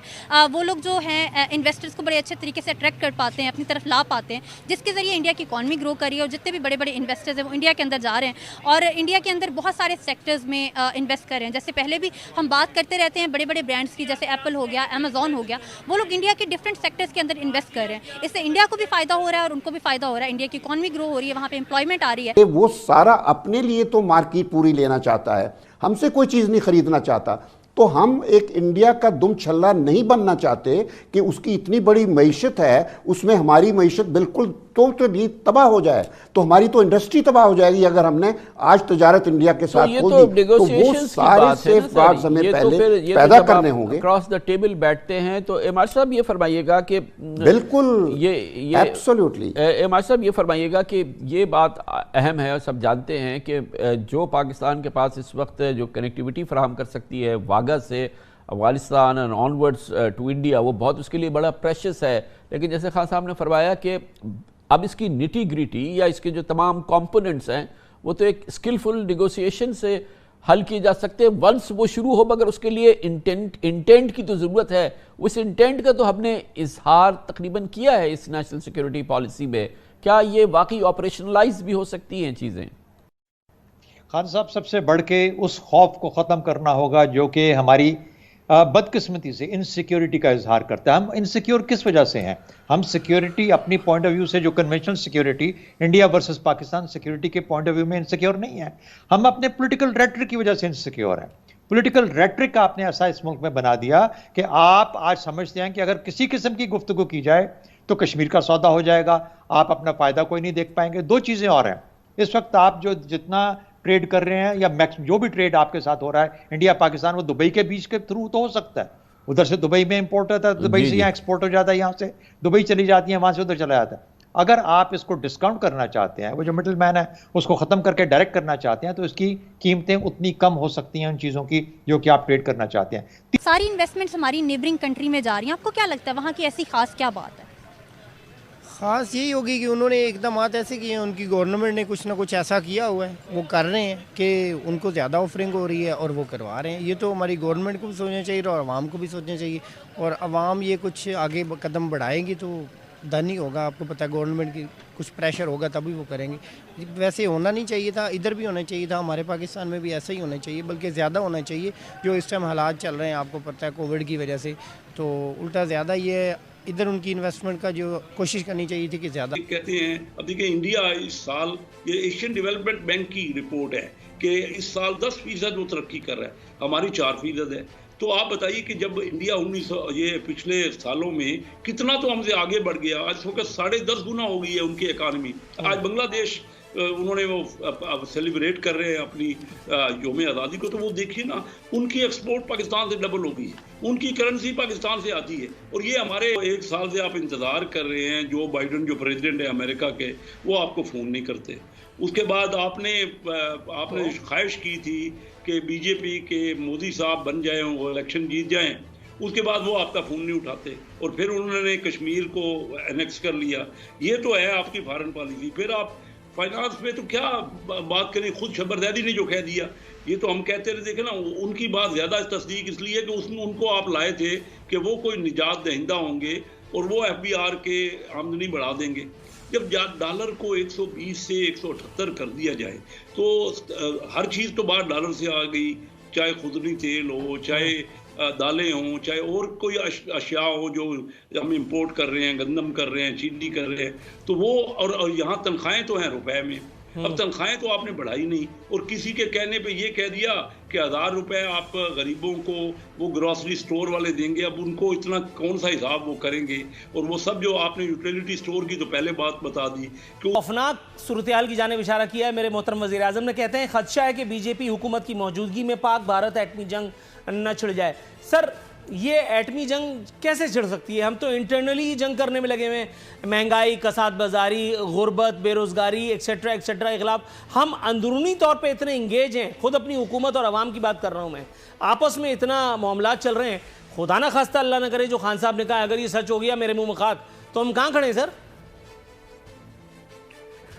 भाई मुझे तो जंग की कोई असरात नजर नहीं आ रही है, और जंग की पूरी जवाब है कि हम आपस में जंग करें और इतनी जंग करें, इस तरह तो कुछ हमें नजर नहीं आ रहा है। हमें तो खतरा इंडिया से नहीं है, हमें तो खतरा ये नालायक, नाअहल और जो हाइब्रिड हुकूमत है इस मुल्क को, इनसे खतरा है। पाकिस्तान के अवाम को इनसे खतरा है। ये पाकिस्तानी अवाम को भूख से मार रहे हैं। ये मुल्क पे इतना कर्जा चढ़ा रहे हैं कि खुदा न ख्वास्ता कल को ये मुतालबा करे कि हम आपके पिछले कर्जे भी माफ कर देंगे और 10-12 अरब डॉलर जो है दे देंगे और अपने इसके हथियार हमारे हवाले कर देंगे। खतरा हमें इस नालायक और नाअहल हुकूमत से है, खतरा हमें इंडिया से नहीं है। फ्रांस के अंदर मुसलमानों के बारे में कानून साजी हो रही है कि हर रोज 3 से 4 फ्रेंच मुसलमान हो रहे थे। अच्छा। और कहा जाता था कि French will be the next country जहां शरीयत नाफिज हो सकती है। अच्छा। जिस तरह पाकिस्तान जो है वो चाइना के मामले में खामोश रहता है, चाइना में भी तो इस्लामोफोबिया है, तो हम मगरब को क्यों टारगेट करते हैं और चाइनीज के सामने हम खामोश रहते हैं? हम इंडिया को तो टारगेट करते हैं लेकिन चाइना के सामने हम खामोश रहते हैं। इस इतने बड़े इशू के ऊपर पाकिस्तान, आपको पता है कि 88 चैनल है पाकिस्तान के, कोई एक बोला यार? अभी फ्रांस के अंदर फैशन शो आ रहा होगा ना तो इनकी लीडें लगी होंगी, लगती शर्टें बेच के, 3 जुराबें बेच के, 5 शूज बेच के तुम्हें तौकीर मिल जाएगी। थूकते नहीं है तुम्हारे मुंह के पर वो लोग।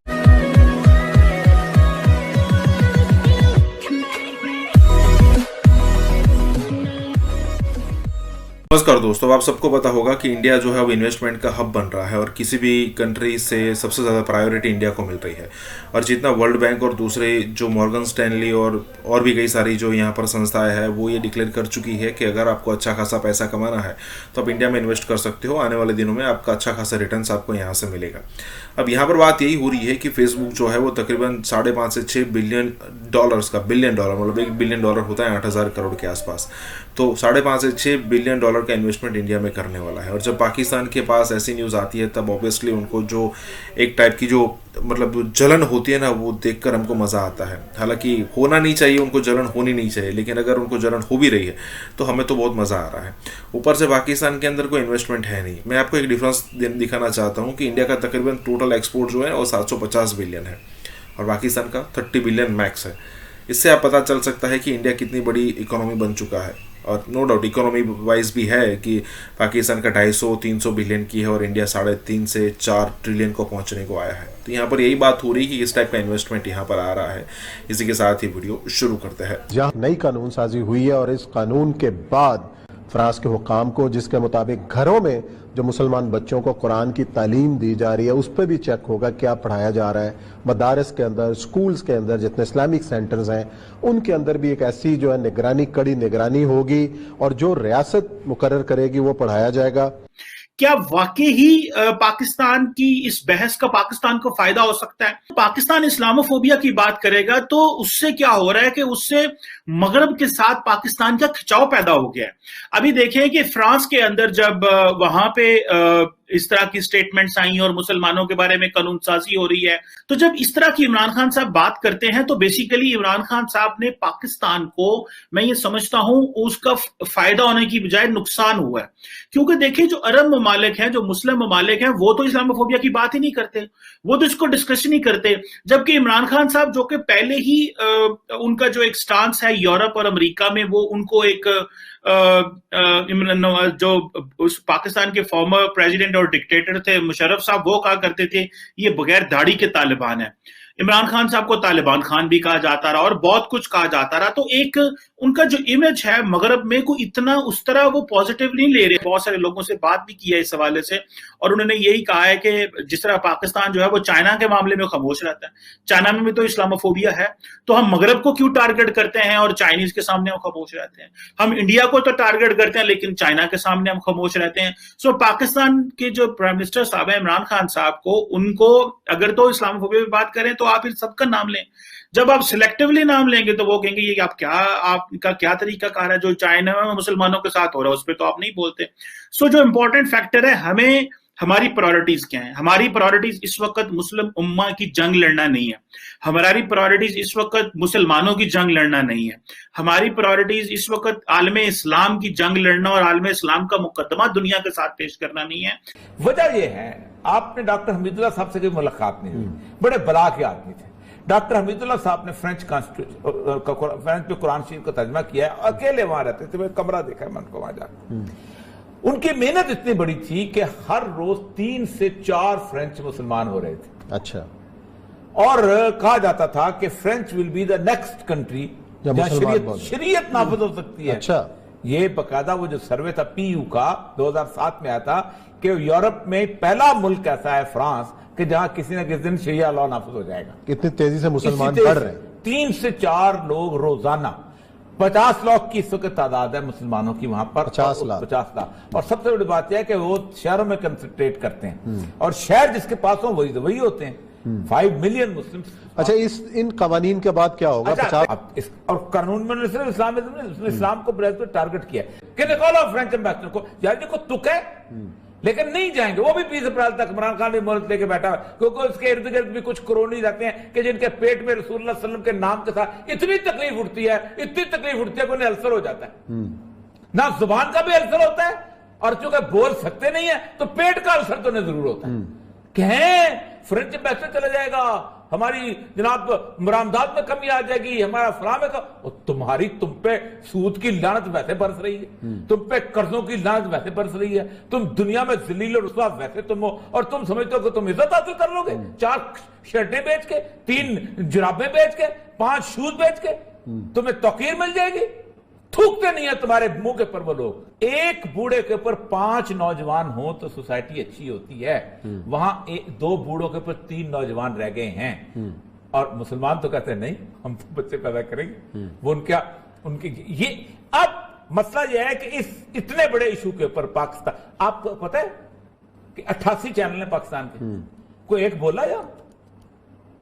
अभी फ्रांस के अंदर फैशन शो आ रहा होगा ना तो इनकी लीडें लगी होंगी, लगती। अभी फ्रांस के अंदर ये फलाना जो आज है ना कि उसको पकड़ा गया था सदर जो है वो उससे मेड के साथ हरकतें करते हुए, इनकी फर्स्ट लीड बनी होगी। लेकिन इतना बड़ा इशू हो गया उम्मत मुसलमा का, कोई नहीं बोलेगा।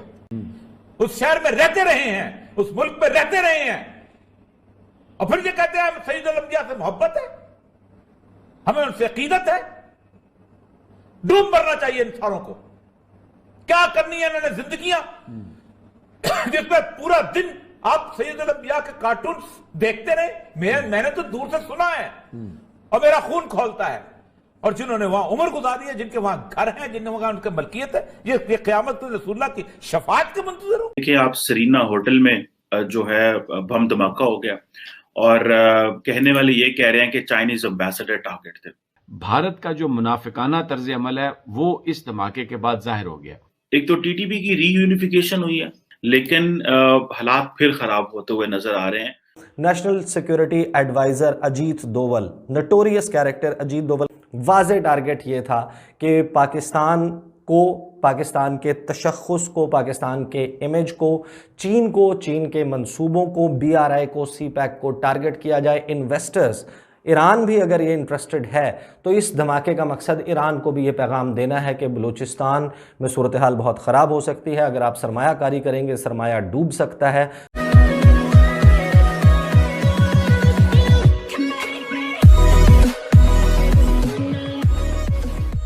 नमस्कार दोस्तों, अब आप सबको पता है कि जहाँ कहीं भी कोई एक जिहादी जाएगा तो उसकी सबसे पहली मानसिकता वही होगी कि पहले वहाँ पर सेटल हो जाए, सेटल होने के बाद वहाँ की गवर्नमेंट से जो बेनिफिट हो, क्योंकि मोस्टली जो वेस्टर्न गवर्नमेंट है वो सेक्युलर गवर्नमेंट है, मोस्टली नहीं 100%।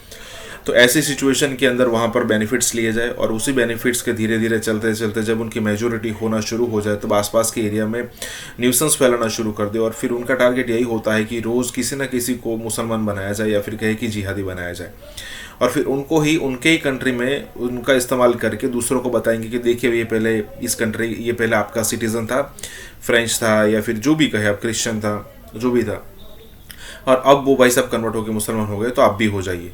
यही टारगेट होता है। और जब इस टाइप की सिचुएशन या फिर इस टाइप के षड्यंत्र पर जब वहाँ की गवर्नमेंट एक्शन लेती है ना, तब फिर ये जो है ना वो कार्ड निकाल लेते हैं। कौन से ATM डेबिट कार्ड और क्रेडिट कार्ड के अलावा आता है ना सिंपैथी कार्ड, तो वो कार्ड निकाल लेते हैं और फिर खिलना शुरू कर देते हैं। यहाँ पर भी यही बात हो रही है कि भाई अगर मान लीजिए कि फ्रांस के अंदर इस्लामोफोबिया है, इंडिया के अंदर है, तो हम बोलते हैं, लेकिन चाइना के खिलाफ क्यों नहीं बोलते?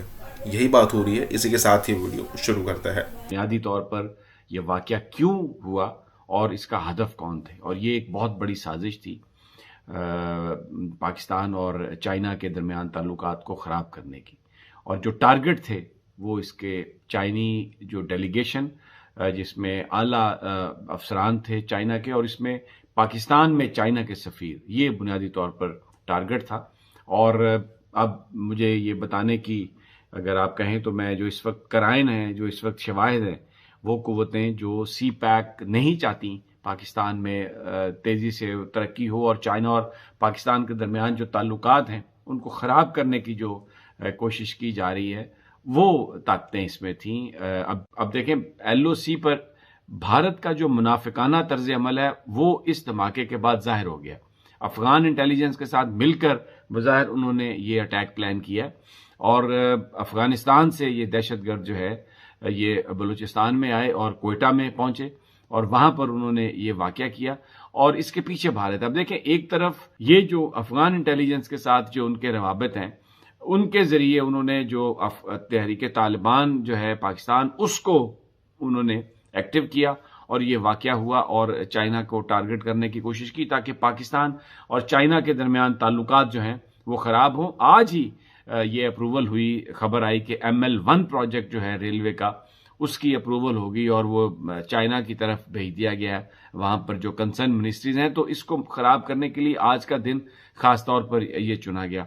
टोटल 4 जो अफराद हैं वो इस जाम बहक हुए इस वाक़े में, 13 इसमें ज़ख्मी हुए, उसमें 2 असिस्टेंट कमिश्नर भी हैं, एजाज सरवर साहब और बिलाल शबीर। एक असिस्टेंट कमिश्नर जाफराबाद है और एक असिस्टेंट कमिश्नर रेवेन्यू कोयटा है, वो उस वक्त वहां पर अफ्तारी में थे। चाइनीज डेलीगेशन जो है वो भी अल्हम्दुलिल्लाह महफूज रहा है। अब उस पे ये एक ऐसे लग रहा है कि पाकिस्तान में अगर आप पिछले 5, 7, 8 दिन की सिचुएशन देखें तो जो इवेंट्स हैं वो हमारे कंट्रोल में नहीं रह रहे। फॉर एग्जांपल, एक पूरा हफ्ता तहरीक लब्बैक के हंगामे चलते रहे मुल्क के अंदर, सारा मुल्क उसकी तरफ मसरूफ रहा। फिर कौमी असम्बली में आपस में सियासतदानों की लड़ाइयाँ। फिर परसों रात को एक सहाफ़ी हैं, फॉर्मर चेयरमैन पैमरा अबसार आलम, उन पे एक हमला हुआ, कातलाना हमला हुआ।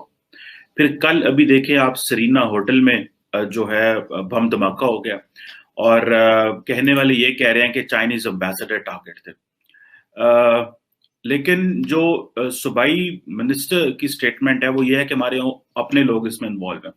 अभी देखा जाए तो जाहिर बात है इस वक्त पाकिस्तान की पोजीशन जो है वो बड़ी एक अजीब किस्म की पोजीशन है। हमारे लॉ एंड ऑर्डर के मामलात हैं, फिर पॉलिटिकल इंस्टेबिलिटी देख रहे हैं, और जो पाकिस्तान, ये किसी नॉट जस्ट पाकिस्तान, कहीं पे जब दहशतगर्दी होती है तो वो जो वहां पे जो साइकोलॉजिकल एक माहौल होता है वो इस तरह का बना दें कि लोग डरने लग जाएं।